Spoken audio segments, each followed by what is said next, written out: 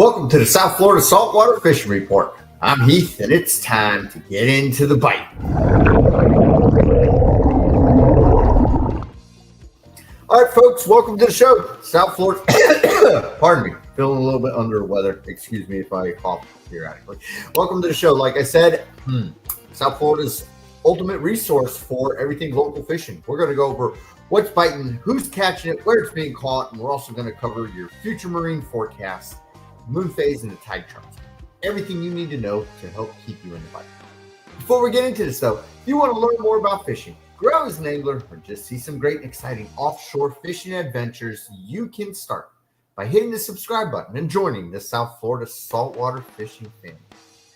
All right, folks, like I said, welcome to the show. So, not much going on this past weekend. It was fairly rough, fairly cold, but this coming weekend is looking good. And actually today is, starting today, the weather is, hey, Sergio, hello. H-Bang, hey. Thanks for showing up, guys. Leaving comments, love it. The weather is going to be good. Tomorrow, it's going to be dead flat. Friday, it's going to be a little breezy, but it will lay down by the weekend. So that's actually good news for boating and folks wanting to get out. And we're ending the sort of wintry season.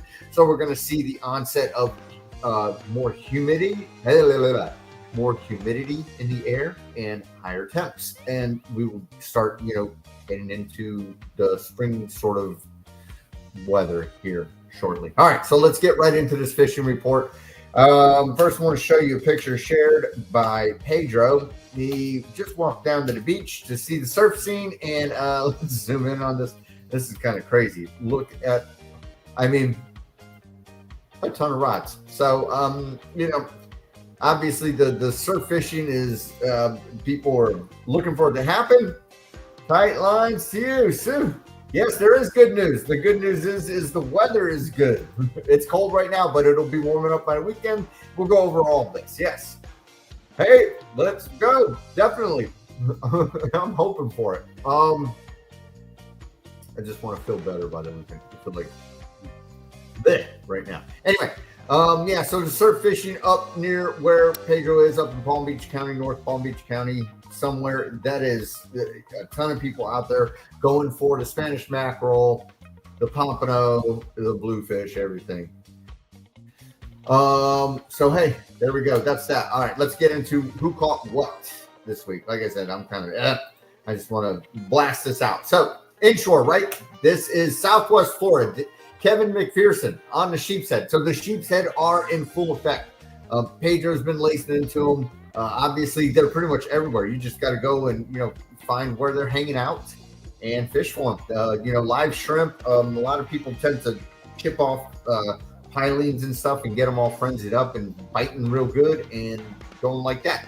Looks like he's got the smoker back here. Who knows what he was going to do with it. So, yeah. Sheep's head. They're still swimming around. They're still biting. Let's go. Inshore bite, right? So here we go. Neil Link, cold Saturday morning. He found there's Spanish mackerel, and that's a Cero right there. Let's take a look here. That's definitely a Cero mackerel. No, it's just got a weird line. They're all Spanish mackerel. It looked like it had the yellow dotted line down the way. That's just my eyesight going to crap. Anyway, some nice Spanish mackerels out of Palm Beach Inlet is what he said. Very good catches and happy people. PalmBeachCharters.net. Perfect. Keep going on the inshore bite.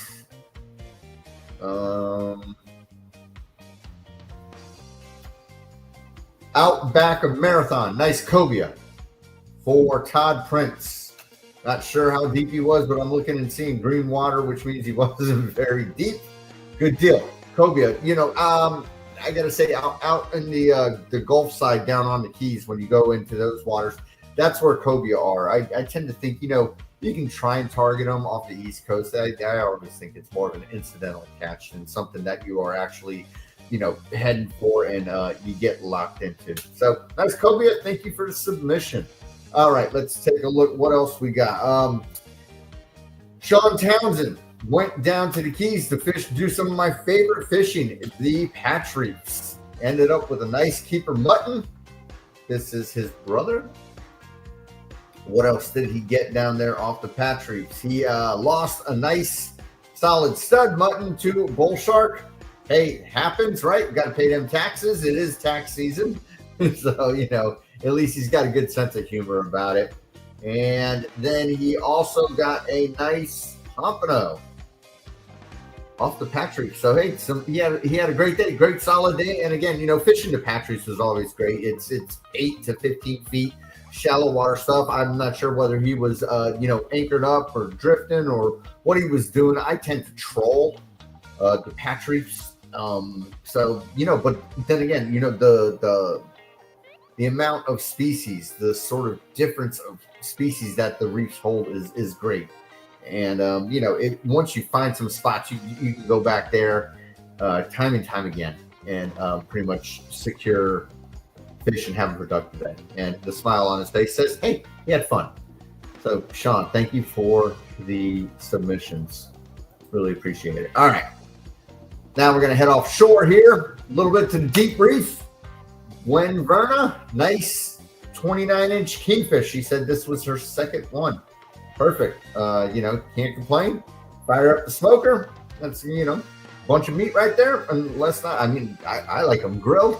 Whatever, everybody likes their own. Still, the kingfish, I saw a bunch of people posting the kingfish bite is, you know, turning on. So, you know, don't be afraid to set out them planers and head, you know, buck about 100 feet to 175 is sort of kingfish area. So let's, there we go. Let's see who else got stuff going on. Said Reed, hooked into 6 kingfish. They were fishing double and triple hooks all on mono. And, you know, as they got them to the boat, unfortunately, you know, it happens. One weird turn from the fish, and that's it with those teeth. So there you go. It's gone. It happens to the best of us. You know, but I prefer when I'm flatlining, like things like frozen sardines and stuff, definitely the way to go. Double hooks, sardine plug, whole sardine, flatline them out, and, you know, see if you can get into a bite. And then he got the surprise nurse shark. Not sure what it ate, but it sounded like it had eaten something of theirs. So, hey, that's what we're looking at, right? So there's our fishing report. That's the submissions that we got this week. Not going to go much further into it. I do know that the kingfish bite is turning on, right?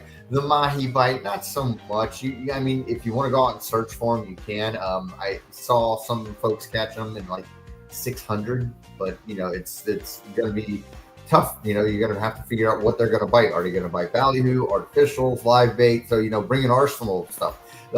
Also, golden tilefish, folks. We're still in the season. It hasn't been shut down yet. No report from the feds or the state. None of that stuff. Also, rosies and vermilions if you're looking into the deep dropping stuff. So typically, let's say you want to go for golden tilefish. Do something in the morning when the sun gets up high around, you know, 10, 11-ish. Start going for your golden tilefish. They like bright sunlight. If it's overcast and cloudy, don't even bother. You won't catch nothing. You'll be fishing for mud. Anyway, and yes, the tilefish are in the mud. The rosies are in the cobble. Just think about that, and you know, watch out. You know, the grouper are out of season, so you know, what did I say? What's that? Fillet and release. Sorry, inside joke to myself. All right, so that's the fishing report. Let's talk about the weather. Right, the weather is again starting to look good. Starting today, the weather is good. Tomorrow, it's going to be dead flat. We got this northwest wind turning to southwest. And then, like I said, Friday, it's going to get a little breezy out there. The wind will shift around. So what's happening, right, is right now over North Florida, we got a area of high breeze. High pressure. And that's going to work its way south. And as it passes Friday, that southeasterly breeze will kick in. And again, our winter season very short due to the forming of La Nina, of course, not as long and wet as it was last year. So we're going to start seeing, you know, better weather, hopefully better boating weather. All right, folks. If you're new to this whole thing and all these websites and apps I'm going to go over are in the description, right? Here's Windy. So if you don't know how to use Windy, all these different colors you see down here, this is basically showing you wind speeds right now. So if you haven't used it before, down here is a color-coded chart that tells you how fast that wind is going. Now you can also, if you are on a computer, not on your phone, you can also click in a random spot and it will tell you in knots, 3 knots, and the direction northeast at that particular spot. And again, it's all in the description if you haven't used it. So let's start talking about, this is today, let's talk about tomorrow morning, right? Wednesday morning, again, northwest wind, looking, right around low double digits at most, at best, high single digits, again, from the northwest. So we're looking at a very flat, calm day, maybe a little bit of a swell, if anything. Pardon me again. As you head down to the Keys, you get more of a northeasterly wind. Everglades National Park's got the breeze, but they're from the leeward side of the peninsula and all the way up Tampa Bay, looking nice. So let's continue on to tomorrow afternoon. We'll say 5 p.m. tomorrow afternoon, looking kind of dead in the Tri-County area. As we head up north to Port St. Lucie, Vero, it's dead on, and all this area, quite honestly, is 3 to 5 miles offshore. Now, as you get further up there, right, towards Vero and stuff, you've got to head more offshore. But we've got that, the northwest wind, so it should be fairly laid down, fairly subdued, and doable for most folks tomorrow into Thursday, right? Thursday, 7 a.m., our wind starts shifting towards the northeast. Again, the high pressure is going to go by, and then come Friday, it'll be breezy, and then it'll lay down for the weekend. So Thursday, the West Coast, again, looking nice and pretty. Down the further you go down into the Keys, into the lower Keys, you've got this straight east wind. So it's probably going to be, a little sporty out there for the Keys folks. But up in the, the Tri-County area, all the way down into Miami, looking good. Sebastian Inlet, everybody else, you got that northeast wind. But again, remember, the ocean doesn't pick up instantaneously. It takes time for this wind to shift. Probably the further you get offshore, you'll probably see a distinct area where you go from smoother, sort of swell-like ocean to chop and closer in, and the period starts becoming kind of obnoxious. The period being the seconds in between the waves. All right, so that's Thursday morning, Thursday afternoon. We start again. Here comes the arrival of that southeast wind. So you're going to have that progressing into Friday. So Friday will be fairly breezy out there. It's going to create some chop again, and we're in, the mid-teens, mid to upper teens for the whole state, right? It's going to blow into water. It's going to, so Friday is not looking like the day you want to do it. You want to either go tomorrow. And then as the day progresses, right, this is Friday afternoon, that wind starts letting up and giving in. And as we move into Saturday morning, again, we got a southwest wind. So we'll have the seas will lay down as we head into Saturday, and probably looking for progressively into early next week. Again, Saturday, we're looking at temperatures in the 80s. You're going to start feeling that humidity. You're going to actually start to see a difference. Now, what we're also looking at is some very dry conditions in the up and coming, month or so. Not as much moisture in the air, storms, etc. All right. So this is Saturday morning. Nice southwest wind. Got something a little weird going here on Tampa Bay. The Big Bend looking pretty. Everglades National Park all the way up to Naples. The Keys look like they're going to get cut some slack too. So everybody's going to get a good Saturday in. Saturday afternoon looks like it's letting up even more. So as we head into Sunday, that is what we are looking at. So Sunday morning, again, a little bit of spinning around here. Yeah, man, I got to get further south. Some of those species we don't get up in the Big Bend area. Yeah, you're in the Big Bend area. You got to, you got to travel 100 miles offshore again, and you got the, but you got the middle grounds, which is probably about 80, 90 miles away from you. But yeah, no, the pelagics and all that fishing is fairly different until you get out to the oil rigs. But you know, it's the 100 miles. It's a very long trip. That's like heading to the dry Tortugas from Key West. Down south here off the coast, you are 100% right. It you know, 3 miles out, you're in 500 feet of water. Way different reef structure. So yeah. If you can get down here and do it. Anyway, Sunday morning, right? Still looking good. Sunday afternoon hasn't picked up much at all. So Sunday is looking like another good day. Up the further north you go, it looks like you're starting to get a northeasterly wind. Of whether or not that will hold is, you know, to be seen. Monday morning, the northeasterly wind starts to subside, and our winds have shifted to the east, from the southeast to the east pretty much. So, you know, we don't got strong winds. If you look down here at our graphic, you know, they're in the single digits, which means the seas should be fairly subdued. This easterly wind should push in some debris in closer. So, you know, if you want to go looking for them pelagics and take the shot at finding some flotsam or whatever floating around out there and go for mahi or tuna or whatever, that, you know, just consider that something to think about. Monday afternoon, wind shifts a little bit, not much. You got this steady out here, but that's far offshore. Vero Beach looking nice. The whole East Coast looking nice. West Coast looking, you know, like they're getting hit with a little bit of a crosswind, but still fairly nice for the entire state. Yeah, you know, Big Bend area. So the middle grounds is out here. So wherever you are, it's, like I said, 80 to 100 miles to get to it. But that's the, you know, prime fishing for the Big Bend area. Tuesday morning. Let's see.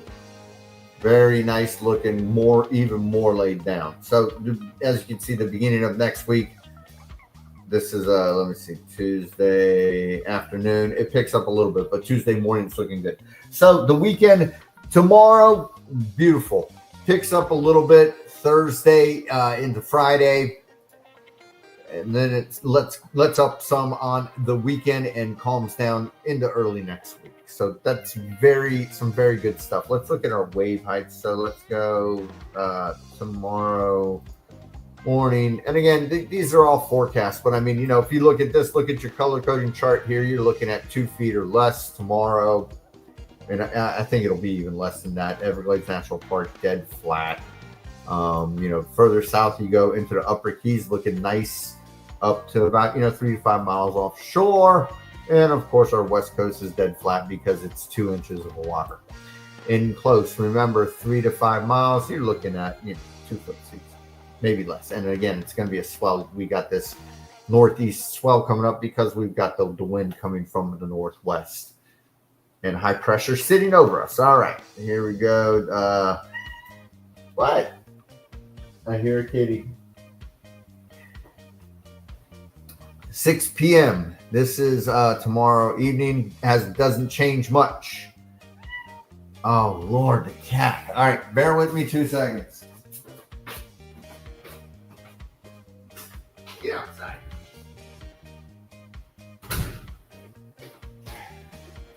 Always. Cat people. Okay. Anyway, so yeah, tomorrow afternoon doesn't change much.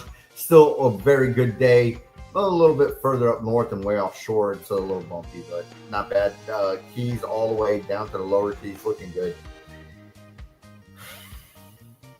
Thursday morning around 7 a.m. Still, again, nice, you know, nice north, nice swell going on, and the weather will change as you head into the afternoon and that wind starts to pick up heading into Friday, right? So this is, as I said, the wind starts to pick up, so we're looking at more, you know, 2 to 3 foot seas. More than likely, the period's going to close in. So if we click on it, it says, you know, 2 foot seas, 4 second period. So just keep that in mind. Friday morning, it's like we said, it's going to be choppy out there, all the way up. and then it will let up. And, your West Coast is obviously, a little bit more subdued. Everglades National Park and all that skinny water stuff. And the Keys are, all the way up. Close inshore up in Vero looks a little bit less, but Friday doesn't look like the day you should plan on an outing. Friday afternoon starts to let up. Like I said, it's going to let up as we approach the weekend. Saturday morning, let's say 7 a.m. Yeah, lets up. We're looking at 2 to 3 foot seas. So if we come here to Palm Beach, there's 3 foot at a 5-second period from the southeast. So not too bad. And again, it won't be very breezy. And again, this is just a forecast. So Friday afternoon, it lets up some. And things could change as we go on. The high pressure could stall and change everything drastically from this. Sunday morning, 7 a.m. It's even better, right? Up here where it's more breezy, they got some wind up there. Bless me. Like I said, it's one of them days. Hey Pedro, how you doing? Miserable late, hate when work gets on in the way. Yeah, hey, tell me all about it, man. Thanks for showing up. I put your bloated beach picture up. So yeah, Sunday morning, heading into Sunday afternoon, 5 p.m. It's going to be a nice day all day. It looks like you'll have kind of a waves from the northeast swell, probably 2 foot waves, 6-second period. So kind of swell, but not really. But I'm thinking it's going to be fairly laid down. Monday, 7 a.m. picks up a little bit from what we're looking at. Rod hunting, name it. Yes, that was quite the picture. So the West Coast, obviously, going into early next week, it looks like, even for heading way offshore, like I said, if you got your middle grounds, you're doing a long-range trip out to Polly Ridge or the Tortugas, But the East Coast, early next week, the weather will be subsiding. It looked like it picked up early Monday. Let's see what happens Monday afternoon. Picks up a little bit, right? And then, so as you can see, this darker color, it's, they're saying 3 foot seas or so. And the further south you go down into the Keys, it looks like it lets up, which is, Pleasantville. Tuesday morning, let's say 8 a.m. Tuesday morning. Yeah. The further north you go, you're getting those 2 to 3 foot seas. So the wind has shifted. I believe we saw a sort of easterly wind. So, kind of bear that in mind and plan accordingly. And again, always use your visual. This is Tuesday afternoon. Always use your visual resources. Your inlet cams, your beach cams, everything. Check out the reality of it. Don't just go by what these apps say. Plan accordingly. If the inlet looks crazy choppy, you might not want to do it. So the whole West Coast is going into early next week.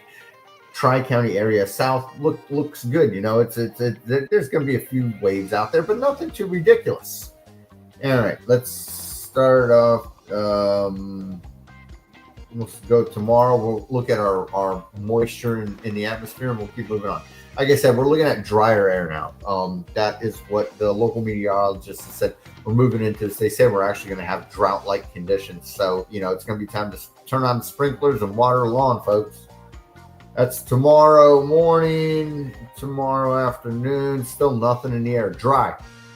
Again, the high pressure is pushing all of the moisture away. We're going to have humidity. We're going to have fog, but we're not going to have rain.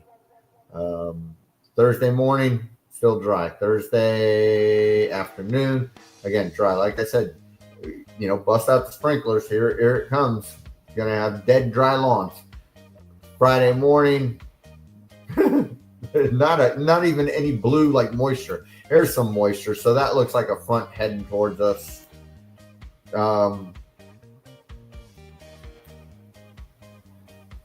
Saturday morning, let's see, Saturday morning, 7 a.m. It looks like another little frontal boundary bringing some moisture, but not much. By the time it hits South Florida, it'll dissipate. Friday afternoon, I'm sorry, Saturday afternoon. And again, this is going to kick in some weird winds. So, watch what it does. Watch your sky, especially if you are doing some deep dropping. Remember, deep dropping works with clear skies.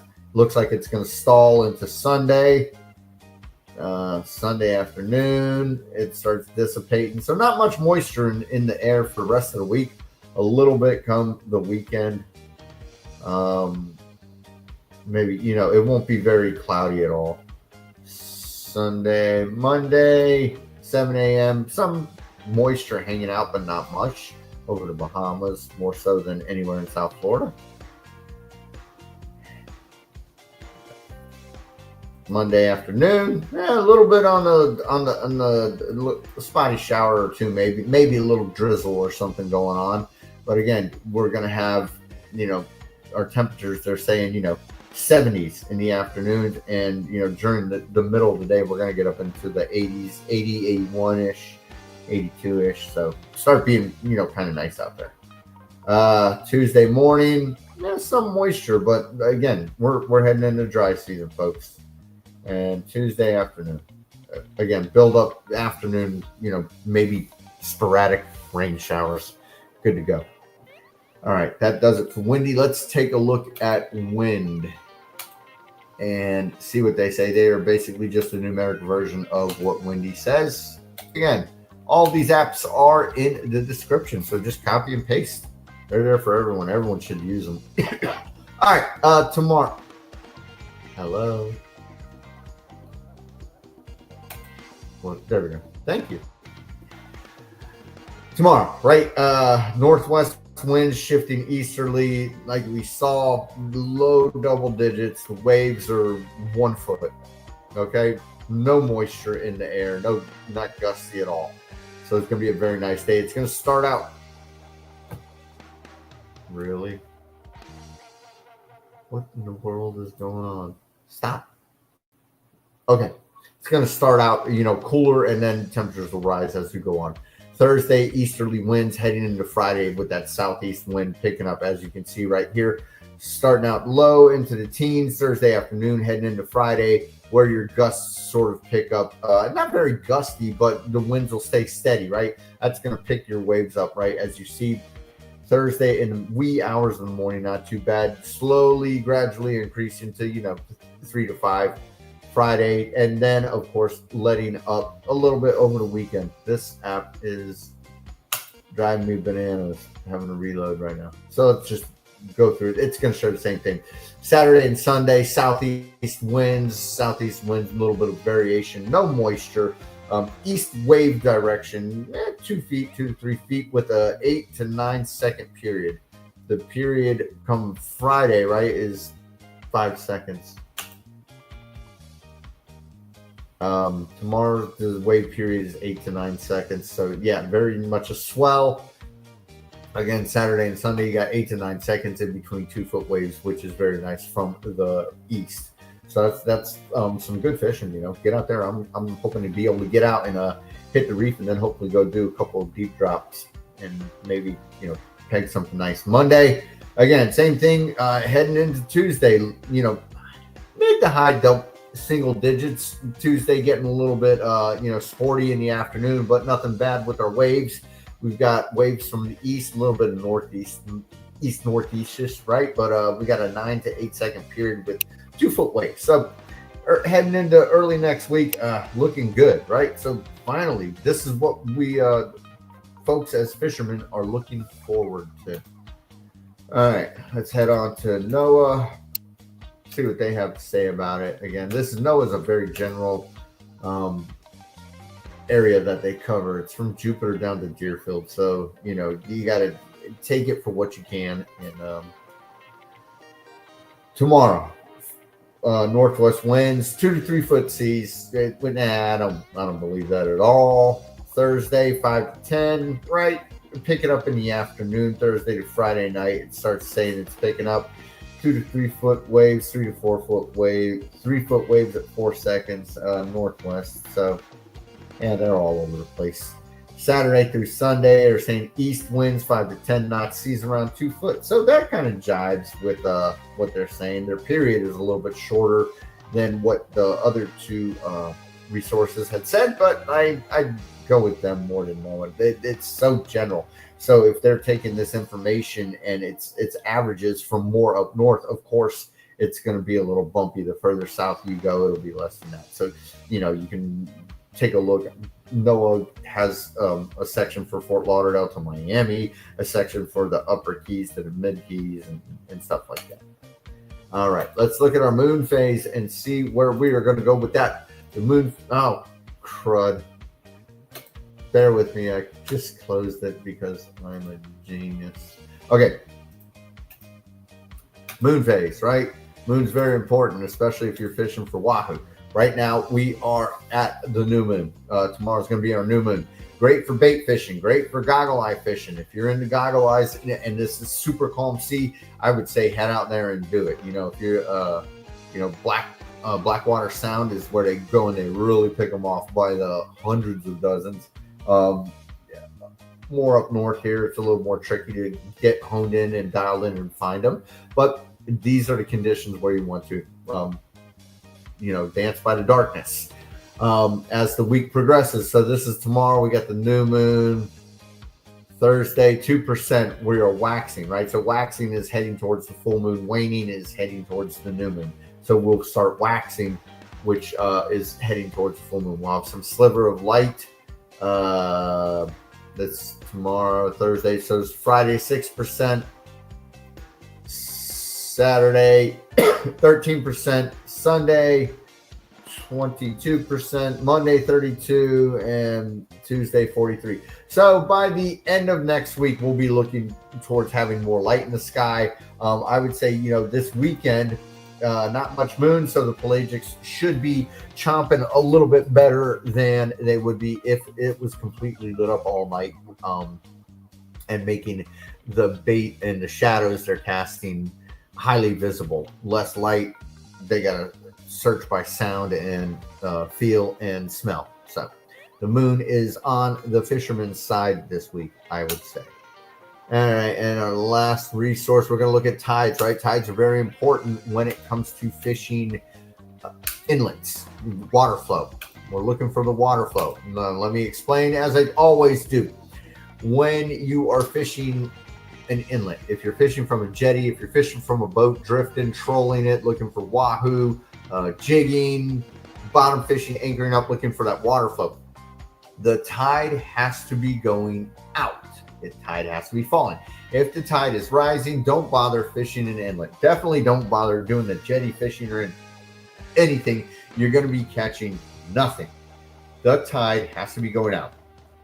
Tide going out pushes out all the microorganisms and everything that little bait fish eat. Then the big fish come in and they eat the little bait fish. That is the cycle of life right there in a nutshell. All right. So as we head into tomorrow, obviously, as day breaks, you're going slack tide, and you know, around 10 o'clock or so, you're really pulling. 8:30ish into 9ish, you start really getting some current going. As we progress into the weekend, obviously you can see your mid tide.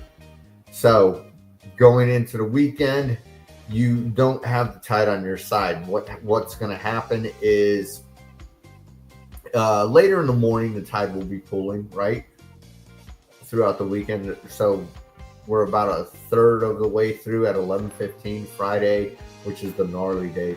Tomorrow, which is one of the better days, you know, 9 o'clock, 9:30, that tide really starts. So you can kind of roll by there. The thing is of the natural resources that you use between the moon and the tide, you don't got the moon on your side for fishing that water flow, but you've got the water flow. So, you know, looking for the perfect storm where the tide and the moon and, you know, the barometric pressure and all that stuff, it's very tricky. You just got to get out there and fish. Sometimes they bite for no unexplained reasons. So our tides are not, you know, in alignment, which means more than likely next week, they will be jiving with as the sun rises and the sun sets, you'll have that outgoing water flow to be able to fish the inlets, the jetties, whatever it may be. Like I said, land-based fishing is definitely a no-go if you've got an incoming tide. You need that outgoing tide.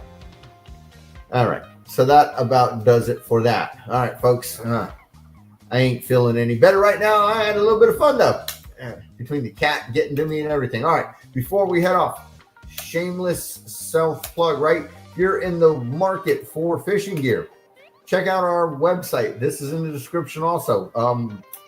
This is WindRider, our sponsor. They've got South Florida saltwater fishing gear with the logo on it. Support the brand. These are UPF 50 shirts. They come with the South Florida saltwater fishing logo on them. You can buy them with hoods, with gaiters. You can buy them with just a hood. You can get the logo on the front, the logo on the back, whatever you need. You're supporting the brand. I make about, I don't know, 2 or 3 cents when they sell one of these. So it's not at all to make me money. I just like seeing folks out there wearing it. It puts a smile on my face, and people send in pictures, and I always tell them they got great tasting clothes when I see it. Again, you can get a shirt without it. So if you are in the market for some fishing gear, just consider stopping by WindRider again and checking them out. They're not very much different in price from all these other shirts. Everywhere you're going to go, they're similar in price. Very quality company. I've been with them now for a couple of years. Josh is a great guy, and this is definitely reliable stuff. It's not going to crap out on you. I've been in schools of mahi and got them all bloodied up. They don't stain very easily. They keep you warm in the winter, cool in the summer. They dry really quickly if you get them soaked. And again, they're UPF 50, so that takes away the need for sunscreen. All right, that about does it for that shameless self-plug. And the last thing, folks, before we head off, if you are on Facebook, I want to invite you to join the South Florida Saltwater Fishing Report. Go on Facebook, type in South Florida Saltwater Fishing Report. The cover of it looks like this minus the date. You can kind of see it up here. I'm the admin, so it gives me this blue line covering it. This Facebook page right here is directly what drives this show. Your weekly submissions are what lets everyone in the group, who is 2,000 members, as you can see, lets everyone know what's biting. Not everybody submits stuff, but hey, if you submit something, your photo will be showcased on the live stream every Tuesday, right? And also a little perk, if you submit something, every Monday we do I put out a little post that says, hey, welcome to Monday, time to show off your catches. And then again on Tuesday, I say, hey, the report's going to happen tonight. If you want to be part of the report post, you can post it anywhere. If you post a picture, it's going to come on the show. This is Pedro's picture of, Rod Central right there. And you also, like I said, the little perk, you have the chance of being the poster child that week, and your picture will be the thumbnail for the live stream on the YouTube channel. So that about does it for that. All right, folks, that about does it for this show. I'm worn out. I'll see you next Tuesday. Hopefully I feel better. And yes, the rest of the week, except for Friday, looking great. Get out there and go get them. And hopefully next Tuesday we'll have tons of pictures to show, and, keep on keeping on. Till then, South Florida saltwater fishing. Going wherever the cool wind, wait, I got to do this, takes us.